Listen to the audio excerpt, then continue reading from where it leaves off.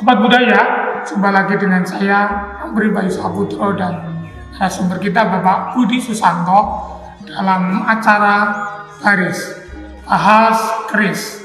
Baris hari ini akan membahas tentang berbagai ragam keris, keindahan, metafora tentang keris, kemudian filosofi dan nilai yang terkandung dalam keris itu sendiri. Yuk, sobat budaya, kita akan jalan-jalan untuk melihat bagaimana keindahan keris melalui bahasan-bahasan kita selanjutnya.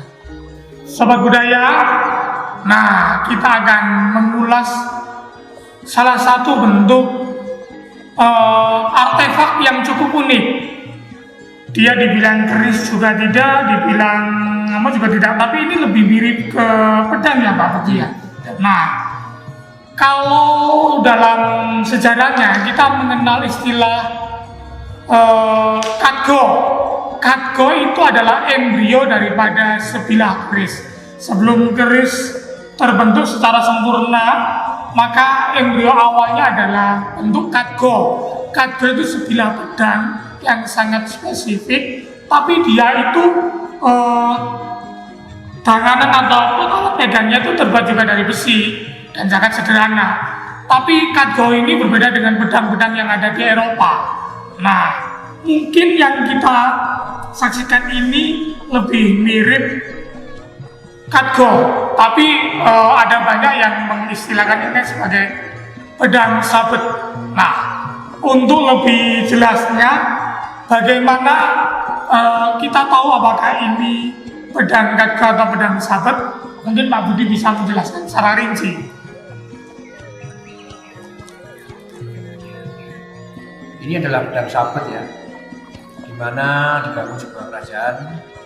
Disitulah diciptakan sebuah senjata, pedang, keris, tombak, dan yang lainnya. Pedang sabet ini tergolong kuno ya, karena dari sisi bentuknya sudah habis dimakan usia. Nah, ini kalau menurut saya ini adalah tinggalan di zaman kolonial. Ya. Sebenarnya ini panjangnya kurang lebih antara 1 cm ya, karena pedang sabet tidak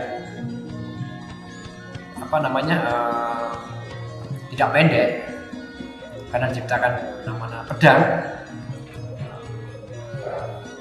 yang otomatis panjangnya kurang lebih 70 ke atas.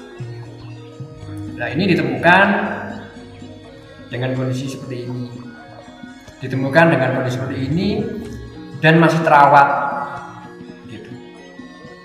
Tapi ini tidak bermotif ya, karena bagian yang tajam habis termakan oleh usia.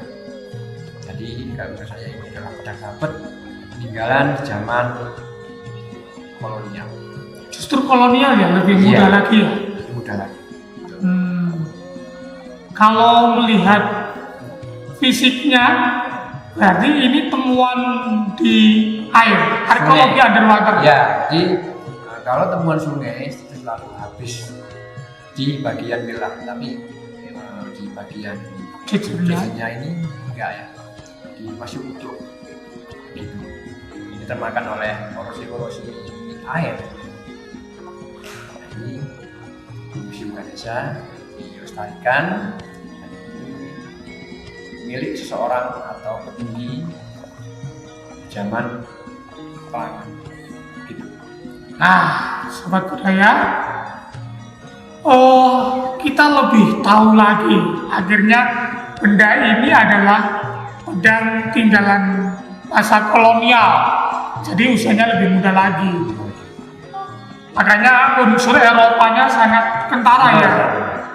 Nah, makanya dari benda-benda ini kita bisa melihat masa lalu, bahwa interaksi kita dengan orang-orang Eropa atau orang-orang Eropa pernah mendarat di Asia, di Nusantara ini, itu sangat-sangat terlihat sekali dari tinggalan yang mereka tinggalkan.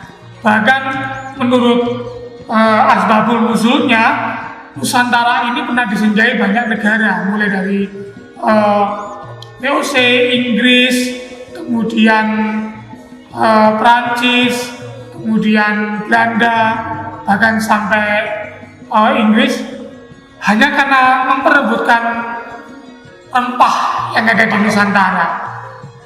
Nah, ini salah satunya, bahwa pedang era kolonial ini sangat unik di bagian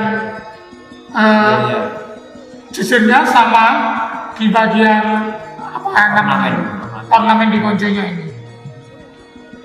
Jadi kalian kalau ingin tahu sejarah kalian, silakan ke museum dan banyaklah mengaca atau membaca benda-benda koleksi museum. Sobat budaya, menarik bukan ulasan-ulasan kita mulai dari awal hingga akhir. Hari ini kita banyak sekali mengulik tentang keris. Kebudayaan kita itu luar biasa banyaknya, sehingga kita tidak punya cukup waktu untuk membahas satu-satu. Dari sisi keris atau ekspresi budaya keris sendiri, kita banyak mempelajari banyak hal, mulai dari nilai budayanya, filosofinya, ragam kerisnya, kemudian empu-empu yang membuat keris itu sendiri, tradisi lisan keris itu sendiri. Ini sangat luar biasa. Makanya sobat budaya jangan pernah bosan nongkrongin di channel kita dalam baris bahas keris. Terima kasih dan salam budaya.